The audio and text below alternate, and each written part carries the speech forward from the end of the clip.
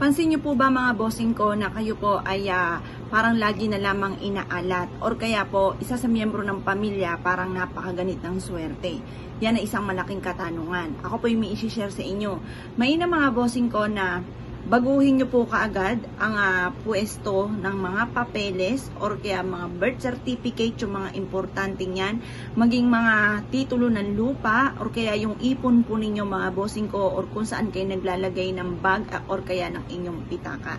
Baguhin nyo kaagad mga bossing dahil maaaring ito ang nagiging dahilan kung bakit wala ka napupundar. Ito rin ang nagiging dahilan kung bakit minamalas ang miyembro ng pamilya or kaya po kayo po ay parang sobrang hirap ang pinagdadaanan ngayon sa buhay. Sa inyo po ito dapat ilalagay. Ang lahat ng mga importanteng bagay, mga papeles na yan mga bossing ko, kagaya ng mga titulo ng lupa or kaya po yung mga birth certificate, yan ay ilalagay sa mataas na lugar kagaya ng cabinet.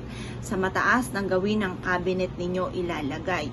Or kaya po mga bossing ko, kung ano man yun nandyan sa may itaas mga bossing ko, iipit nyo po yan dyan. Dapat dyan po siya nakalagay. Kasi yan po mga bossing ko ay sumisimbolo ng tagumpay, titingalain ka, hindi ka laging dinadown, hindi ka laging minamaliit. Dahil kung mapapansin ninyo, kung maraming nanghahamak sa buhay po ninyo, saan nakalagay mga bossing ko ang inyo pong birth certificate. Kung maraming nanghahamak sa inyo mga bossing ko, basta gawin nyo lang po ito, soon ikaw naman ay titingalain. Hindi laging ikaw po ay hinahamak.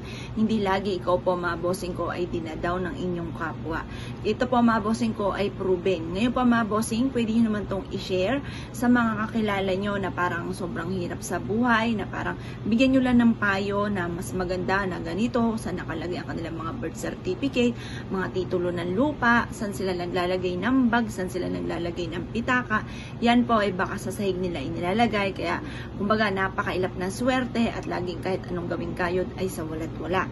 Subukan nyo po yung aking sinishare sa inyo na ilipat nyo ng posisyon at kayo mismo ay ma-amaze sa dami ng mga blessing na darating at unti-unting malaking magandang pagbabago na magaganap sa buhay ninyo.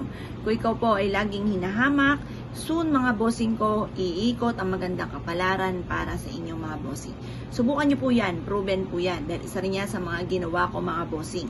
Ako pa mga bossing ko ay talaga namang nagpe-friend request pa lang ako, hinahamak na kaagad ako mga bossing. At iniisip na ako iuutang mga bossing ko kaya't ako ay nagpe-friend request. Yung mga ganon mga bossing ko. Tapos, kinamusta mo lang ang akala ikaw po ay uutang. Yung mga ganon. Kaya nangangamusta ka pa lang, ang banat ka agad, walang pera. Yung mga ganon mga bossing. Kumbaga, nangangamusta ka lang naman. Yun po. Kung nararanasan nyo mga bossing ko at kung ano pa mga masakit na salita ng inyong naririnig, isiping magaling kung saan nakatago ang inyong pong birth certificate, yung mga importanteng papeles ng buhay ninyo. Ganon din po ang inyong pong bag at ang inyong pong pitaka. Isa po yan sa mga sikreto mga bossing. Kaya kung ikay naniniwala at nasyo po yung gawin, asya mga bossing, good luck po sa inyo po lahat.